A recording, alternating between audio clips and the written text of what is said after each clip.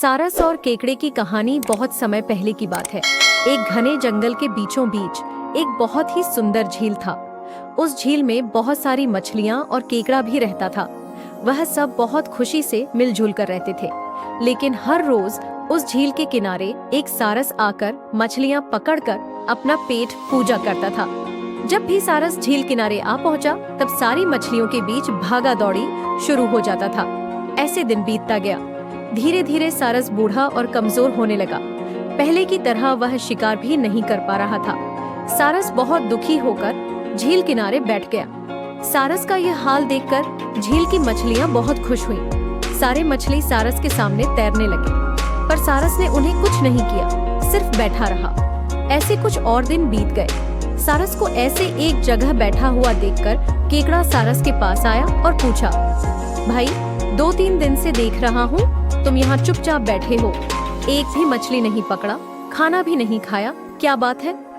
केकड़े की बात सुनकर सारस फुट-फुट कर रोने लगा। सारस ने कहा, क्या बताए दोस्त, मैं बहुत ही दुखी हूँ। कुछ दिन पहले एक ज्योतिषी ने मुझे एक बात बताया कि बहुत ही जल्दी ये झील सूखने वाला है। बिना पानी के तुम सब कैसे जी पाओगे?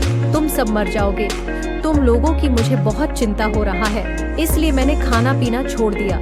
केकड़े ने कहा, क्या बोल रहे हो? ये तो बहुत गंभीर और चिंता की बात है, मुझे सबको बताना होगा। सारस की बात केकड़े ने झील की सारी मछलियों को बताया। सारी मछलियां और केकड़ा मिलकर सारस के पास गए और बोला, क्या बोल रहे हो, झील सूख जाएगा? तब हम सब कहाँ जाएंगे, क्या करेंगे? कोई तो उपाय होगा न बचने का। हम सब ने तुमको हमारा दुश्मन समझा, पर तुम तो हमारे दोस्त निकले। हम लोगों की चिंता के कारण तुमने खाना पीना छोड़ दिया। दोस्त, अब तुम ही कोई उपाय बताओ। सारस ने कहा, अच्छा लगा सुनकर कि तुम सब ने मुझे दोस्त माना है। एक उपाय है, कुछ ही दूर पर एक तालाब है। अगर तुम लोग चाहो तो मैं एक एक करके तुम लोगों को वहां छोड़ सकता हूँ। सारे मछली मान गए और कहा, ठीक है, ठीक है।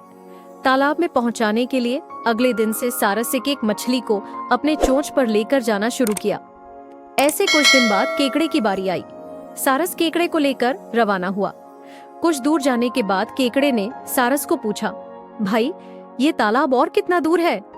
केकड़े की बात सुनकर सारस हंसने लगा और कहने लगा, तालाब?